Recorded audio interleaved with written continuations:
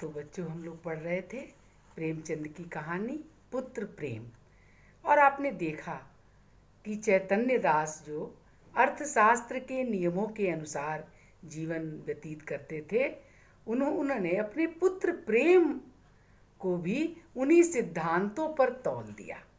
उनका पुत्र प्रभुदास जो टीबी का मरीज है और उसे सेनेटोरियम भेजे जाने की ज़रूरत है, उसे भेजने के लिए डॉक्टर ने कहा है, और लेकिन उसमें 3,000 रुपये का खर्च आ रहा है, और वे 3,000 रुपये खर्च करके अपने पुत्र को सेनेटोरियम भेज सकते थे और हो सकता था कि उनका बेटा ठीक होकर वापस लौट आता। लेकिन इसकी कोई निश्चित धारणा नहीं थी कि वह ठीक होकर लौट ही आएगा। इस अनिश्चितता के कारण, यानी पुत्र को ठीक हो पाए या न हो पाए, इसकी कोई गारंटी डॉक्टर नहीं ले रहे थे, और दूसरे, ठीक होने के बाद भी वह मानसिक श्रम नहीं कर सकता।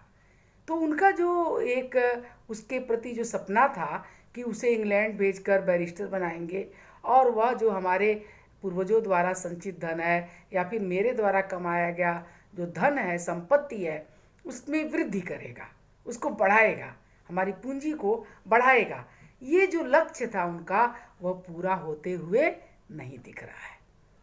तो इस अनिश्चित भविष्य के पीछे वे अपने पैसे को बर्बाद करना नहीं चाहते, और जिसका परिणाम ये होता है कि उनका पुत्र प्रभुदास की मृत्यु हो जाती है। उन्हें अफसोस होता है, वे अपने छोटे बेटे को भेज देते हैं इंग्लैंड, उसे बैरिस्टर बनने के लिए भेज देते हैं, और इधर प्रभुदास की मृत्यु हो जाती है। और मृत्यु होने के बाद तक भी उनके मन में कोई बहुत ज़्यादा अफसोस नहीं है कि उन्होंने कुछ ऐसा किया है। उनको लगता है कि भाई यही ठीक था, क्योंकि इसको बचना ही नहीं था, और बच भी जाता तो जीवन भर ये ऐसे ही मरीज की तरह पड़ा रहता, या जीवन में कुछ करने योग्य तो रहता नहीं। तो फिर इस पर व्यर्थ पैसे खर्च करने से कोई लाभ नहीं था।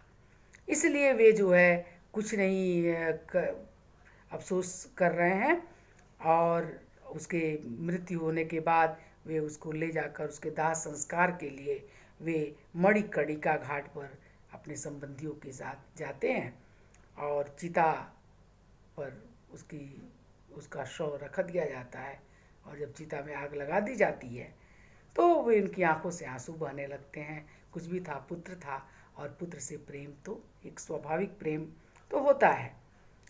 पुत्र प्रेम एक क्षण के लिए अर्थ सिद्धांत पर गालिब हो गया था। जब पुत्र को जलते हुए देखे तो उनका जो पुत्र प्रेम है उन पर हावी हो गया, और उनकी आंखों से आंसू बहने लगे। उनका अर्थ जो सिद्धांत था, हानि लाभ का जो गणित था, वह उस समय थोड़ा फीका पड़ गया, और उस पर से उनका पुत्र प्रेम हावी हो गया। इस विरक्ता अवस्था में उनके मन में यह कल्पना उठ रही थी, संभव है इटली जाकर प्रभुदास स्वस्थ हो जाता। तब उनके मन में ख्याल आता है कि शायद ठीक हो जाता इटली जाकर। हाय, मैंने 3,000 का मुंह देखा। वे अफसोस करते हैं कि मैंने 3,000 का मुंह देखा और पुत्र रत्न को हाथ से खो दिया, जानबूझकर खो दिया, अपने हाथ से गंवा दिया। अगर हम 3,000 रुपये खर्च कर देते, हो सकता था कि हमारा पुत्र बच जाता। तो यह जो कल्पना उनके दिमाग में आती है, वह प्रति क्षण सजग होती थी, और उनको ग्लानि, शोक और पश्चाताप की बाणों से बेध रही थी। यानी उन्हें अपराध बोध हो रहा था, उन्हें ग्लानि हो रही थी, उन्हें अफसोस हो रहा था कि उन्होंने पैसे के कारण अपने पुत्र के प्राणों को बचाने की चेष्टा नहीं की। उनके अंदर की ज्वाला उस चिता ज्वाला से कम दग्ध कारिणी न थी। जो चिता जल रही थी, जो चिता में जो आग जल रही थी, और उससे भयंकर आग उनके हृदय में जल रही थी कि उन्होंने जो है गलत काम किया है। अचानक उनके कानों में शहनाइयों की आवाज़ सुनाई दी। उन्होंने आंख उठाकर ऊपर देखा तो देखा कि मनुष्यों का एक समूह एक अर्थी के साथ आता हुआ दिखा। एक अर्थी आ रही है जो पूरे बाजे गाजे के साथ, बहुत सारे लोग हैं और शहनाई बज रही है, और इस तरह से सब लोग ढोल बजाते गाते हुए फूल आदि की वर्षा करते हुए उत्सव के साथ आ रहे हैं, जैसा कि अमूमन कम होता है। ऐसा नहीं होता है, लेकिन जैसे लग रहा था कि बहुत खुशी की बात है। ससम्मान, उसको इतना सम्मान दिया जा रहा है शव को कि उसको इतनी धूमधाम से उसका दाह संस्कार करने के लिए ला रहे हैं। घाट पर पहुंचकर उन्होंने अर्थी उतारी और चिता बनाने लगे। वो लोगों में जो लोग लेकर आए थे वो चिता बनाने लगे, और उनमें से एक युवक आकर चैतन्य दास के पास खड़ा हो गया। उन लोगों में से एक युवक था और चैतन्य दास के पास खड़ा हो गया। तो बाबू साहब ने पूछा, किस मोहल्ले में रहते हो? तो बताता है कि हमारा घर देहात में है, और कल शाम को चले थे इनको लेकर, शव को लेकर। ये हमारे बाप थे, हम लोग यहाँ कम आते हैं, पर दादा की अंतिम इच्छा थी कि हमें मणिकर्णिका घाट पर ले जाना। पिता ने कहा था कि हमें मणिकर्णिका घाट पर ही ले जाकर तब मुझे जलाना, मेरा दाह संस्कार करना। इसलिए पुत्र जो है सुदूर देहात से, और एक दिन पहले शाम से चला और पूरी रात चला, और अब जाकर यहाँ पर पहुँचा है, और वो भी उतने सारे लोगों के साथ, वो भी बाजे गाजे के साथ, इतना अधिक खर्च करके वो आया है। कहते हैं कि मेरे बाबा की जो दादा थे यानी पिता, उनकी यह इच्छा थी कि इसी मणिकर्णिका घाट पर ही उनका अंतिम संस्कार किया जाए।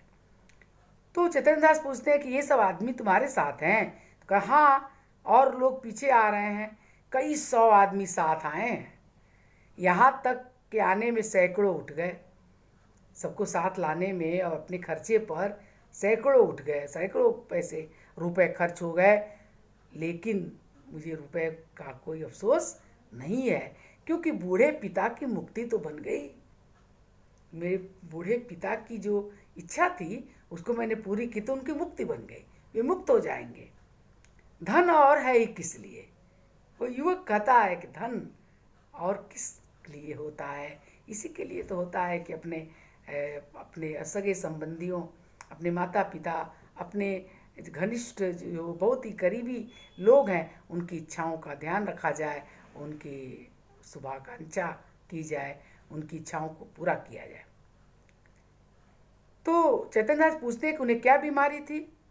युवक ने बड़ी सरलता से कहा, मानो वो अपने किसी निजी संबंधी से बात कर रहा हो। वो युवक उतनी देर में उनसे घुल मिल गया था, और वो अब लगा कि किसी अपने सगे संबंधी से बात कर रहा है। इस तरह उनसे कहा कि बीमारी का किसी को कुछ पता नहीं चला, हरदम ज्वर चढ़ा रहता था, सूख कर कांटा हो गए थे, 3 वर्ष तक खाट पर पड़े रहे, जिसने जहाँ बताया लेकर गया। जहाँ तक जितना संभव हो सका उस युवक ने अपने पिता को के लिए किया। लगभग वही बीमारी लग रही है जो प्रभुदास को थी, वो भी सूख कर कांटा हो गया था, वही हमेशा बुखार में तपता रहता था। तो करीब करीब कंडीशन वही था। हो सकता है बीमारी का पता तो नहीं चला, हो सकता है